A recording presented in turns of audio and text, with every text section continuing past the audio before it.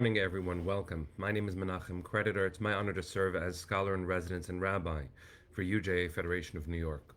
We come to you live every morning, every weekday morning, with Torah, music, blessing, community, family, friendship, inspiration. We're here for our 1070th broadcast, sharing Torah with friends all over the world. It's been beautiful to be a part of this community now for more than 4 years, 3 months. It's broadcast 1070.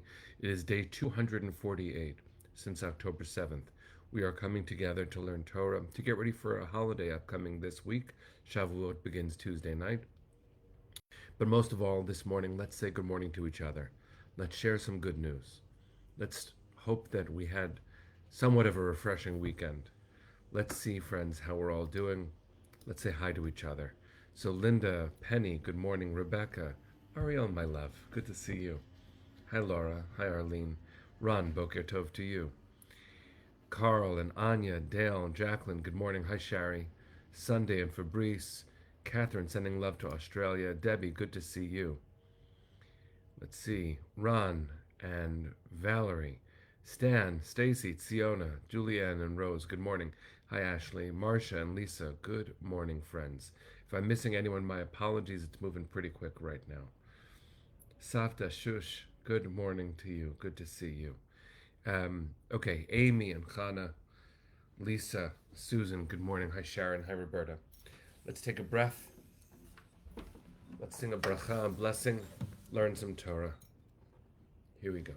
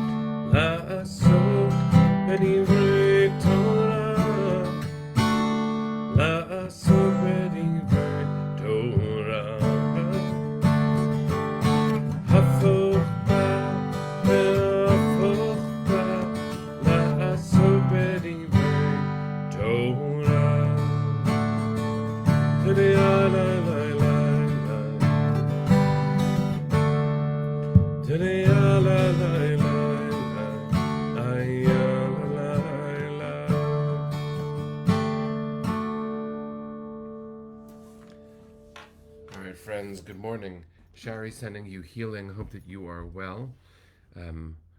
Glad for the technology that allows us when we are in the hospital or in a moment of vulnerability that we can still be united and together and to know how much we care about each other. So Shari sending you healing. Thank you for being present in this way. Hopefully this can bring you some strength. It's good to see everybody here. Wanted to wish Amy a mazel tov on your granddaughter's graduation from kindergarten. That is a sweet thing to share. Let's dedicate today's Torah learning to 5 people. Noah Argamani is home. Almog Meir is home. Andrei Kozlov is home. And Shlomi Ziv is home. We've been praying for the 4 of you and for all 120 left, those who are alive and those who deserve the dignity of proper care. They're home. Just want to stop there. But of course, we cannot stop there because Arnon Zmora is an incredibly important name for us to hold on to. He commanded the unit that rescued 3 of the 4 hostages who were rescued and was killed during the operation. The operation was renamed in his honor, and his wife posted beautiful pictures so that we could remember him not only as a hero, but also as an Abba. He's a beautiful, beautiful face, a beautiful father, a beautiful partner, a good person. We owe him a debt we will never be able to repay. And these names are signposts for us. We have been calling to them, praying for them, loving them, and they're home. I'm going to say their names again, because Arnon Zamora gave his life so that we could have our sisters and brothers home. Noah Argamani is home. Almog Meir Yan is home. Andrei Kozlov is home. And Shlomi Ziv is home. Now we want the rest of them. We want all of them home.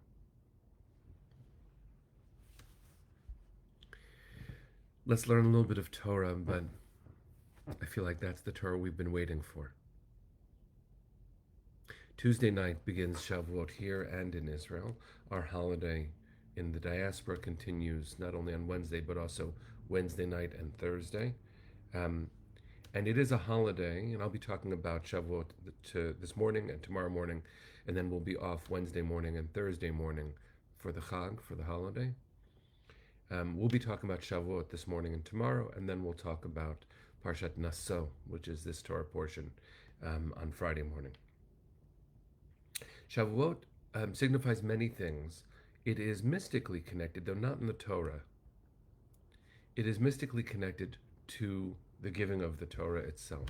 Now, it is important to note that the Torah doesn't know that. The Torah does not connect this holiday with the idea of the Torah being given at Mount Sinai. It is later tradition that does that. But let's do that, because we're part of later tradition. Let's recognize how history changes, how meaning is made, and let's also enjoy the connectivity between the idea of a harvest, which is what the Torah thinks of Shavuot, and receiving the Torah, which is what we feel when we are in Shavuot. So when we were receiving the Torah, at least in the book of Exodus, the way the description is, it says, the people situated themselves at the base of the mountain. Now, this is a famous Talmud text that I'm going to teach now. It's in Masechet Shabbat, in the book of Shabbat. And it says, Vayityatvu b'tachtita har, they were at the base of the mountain. But the rabbis enjoy these words a lot, and they amplify certain aspects of the text that wouldn't be apparent on the surface without this kind of guidance. At the base of the mountain is what the text means, but Rashi, quoting an ancient midrash, suggests that God, this is the Talmud text being quoted at least in 4 directions, that the Israelites stood at the base of the mountain. And when it says they stood at the base of the mountain, what it really means is God picked up the mountain and held it over their heads and said, do you accept my Torah? Do you accept my law? If yes, good. If not, here will be your grave.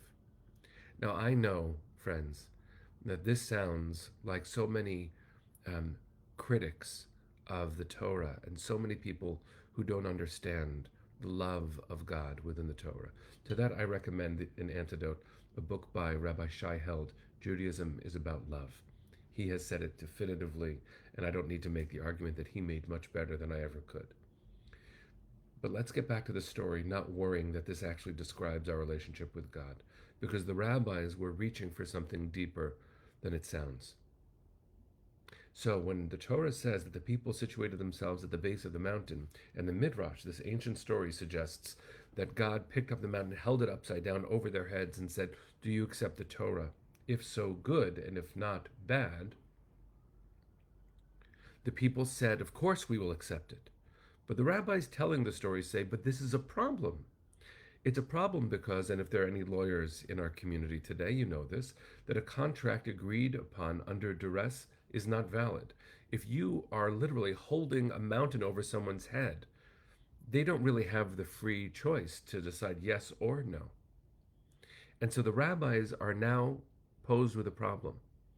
If the way that we accepted the Torah was under duress, and if that means it's not binding, how then do we establish the notion of obligation and a relationship with the divine? How do we understand the divine? And before I give you their answer, isn't it powerful to realize that the rabbis are willing to ask this question? The rabbis are looking for a different kind of relationship, not one that feels pressurized, but one that could go deeper than that. Not one where God is the powerful one holding a mountain over us, but one where perhaps we could stand side by side with God and try to build this world into a better place as partners in creation. The rabbis, by asking this question, expose themselves to great critique and vulnerability. They expose all of tradition to a place of deep critique and vulnerability.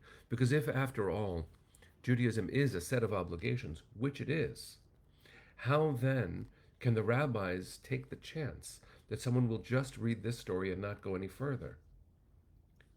But they do. And that kind of bravery, that kind of chutzpah, is the basis of who we are as a people and the basis of a renewed and more healthy relationship with God. We can't compare ourselves to the power of the infinite, but we can say that in relationship with God, we follow a set of practices, traditions, and values that are not forced upon us, but that we elect to follow freely because we see the beauty in them. So, how do the rabbis conclude? They say it's true. Sinai, because of the mountain being held over the Israelites' heads, it didn't work. It didn't hold. It's not valid. But during the time of Esther and Mordechai, in the scroll of Esther, there's a phrase that says, Kimu v'kiblu. The Jews in that day accepted upon themselves by choice all of the mitzvot, all of the commandments. And so now we are obligated because later in time, we stepped into this relationship with God by choice. And I want to point out a few things that are radical about the rabbi's use of this text from the book of Esther to affirm our relationship with tradition, with Torah itself, and with God. Because where that verse appears in the scroll of Esther, the Jews are finally okay for the first time in the entire story.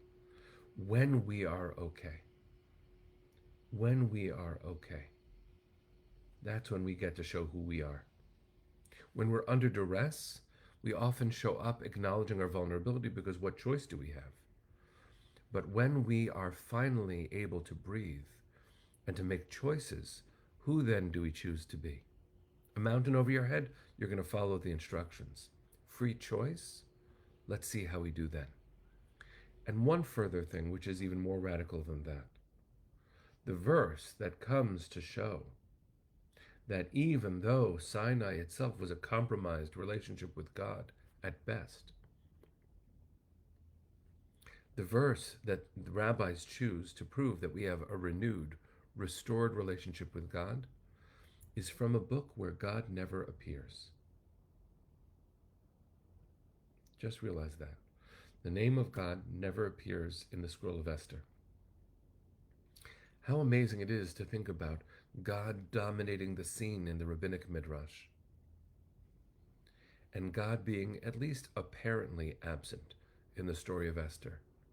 How beautiful it is to think about the rabbi's intention when it comes to this story. The rabbi's intention is for us to understand that the past certainly does obligate in some ways, but it cannot obligate in all ways. And what we are called to do in a world where really human agency is the most dominant part of existence, at least in the way we think about things, is for us to understand that we can make meaning in this world. We can build loving and obligatory relationships.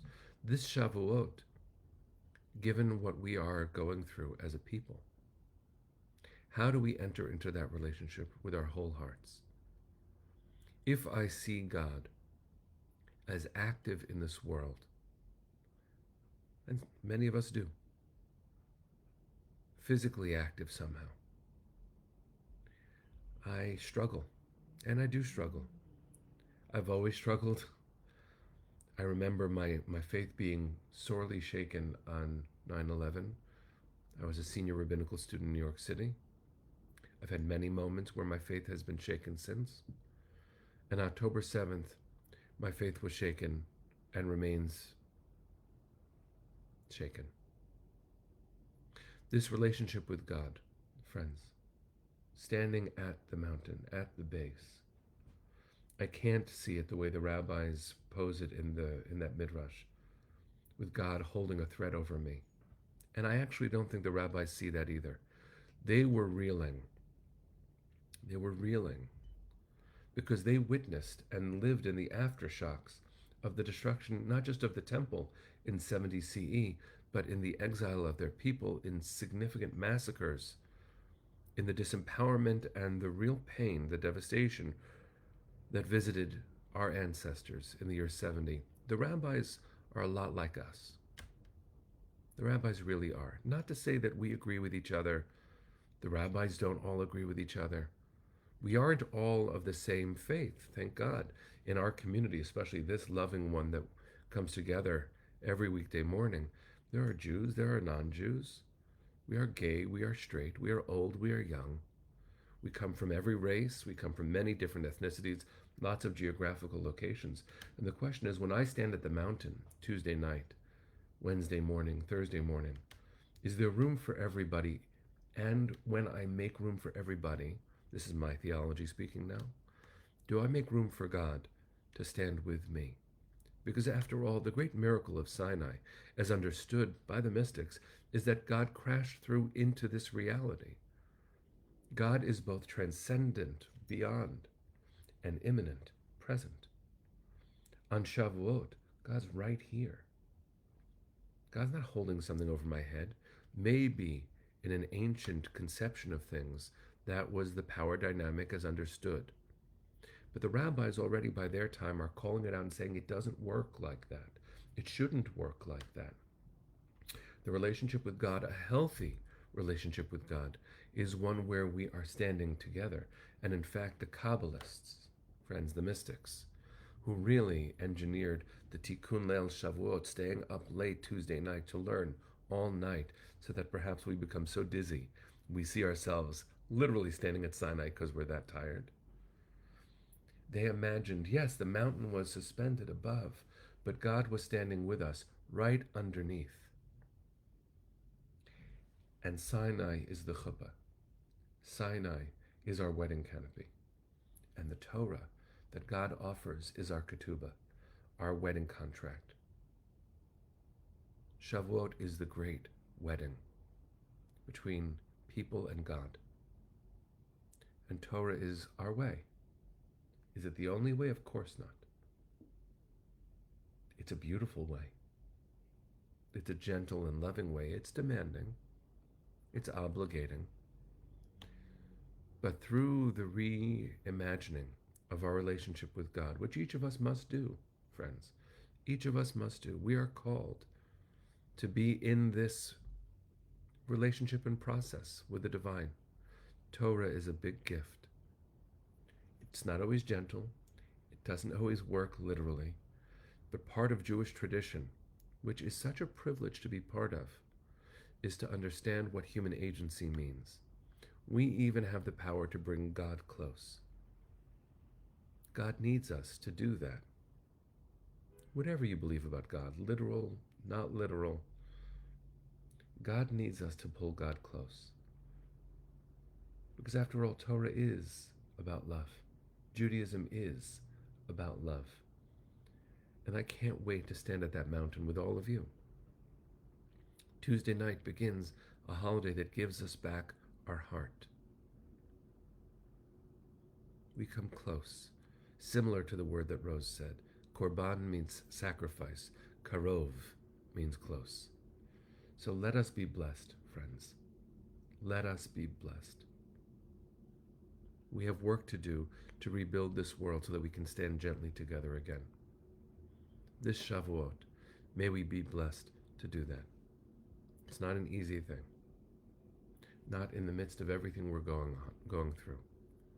But today 4 of our children are home. Noah and Almog and Andre and Shlomi. They're home. Let's open our hearts to them. Arnon Zamora. We have one more name for Yisker, a memorial prayer that we offer on Shavuot. Let's make sure that our prayers only get louder starting now, that our faith and our hope are restored by holding our children back home, finally being able to give them the care that they need and deserve and always should have had. There are 120 hostages still in Gaza. We believe 30 of them are no longer alive. They deserve loving care so that we can take care of them and give their families also the closure that they need. Give us the chance to mourn properly, to love them, to be gentle with them too. And to the 90, please God, who are alive, bring them home now. May we be privileged to stand at that mountain with God, not just offering prayers and not just learning Torah, but being prayers and being Torah, so that we can be part of rebuilding a world that has been horribly hurt. And by rebuilding that world, I mean praying also for our cousins and our sisters and brothers in Gaza who have been absolutely devastated by this war. If only their leaders were leaders. If only they could have what they needed. Bringing our hostages home is also an enormous gift to the people of Gaza and should be seen as such by the world. And on that blessed day, when the world finally sees that actually it's all about love, on that day, we'll all be standing around that mountain. There is room for everyone around that mountain. And God is big enough to be in between all of us, coursing through all of us. And there won't be pain. There'll just be love.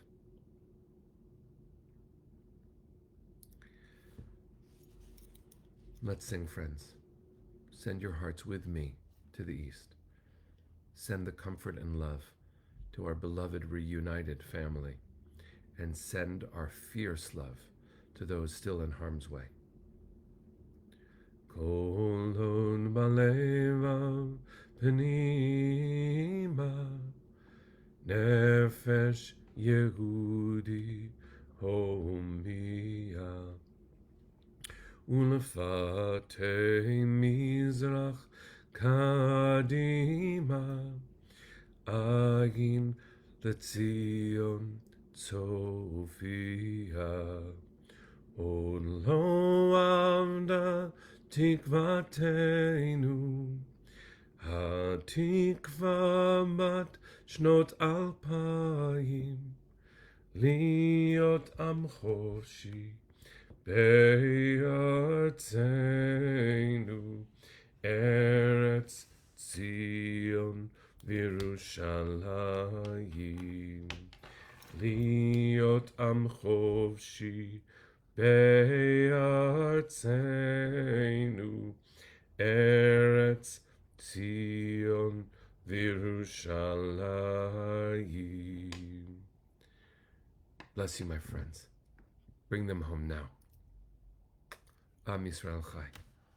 See you tomorrow.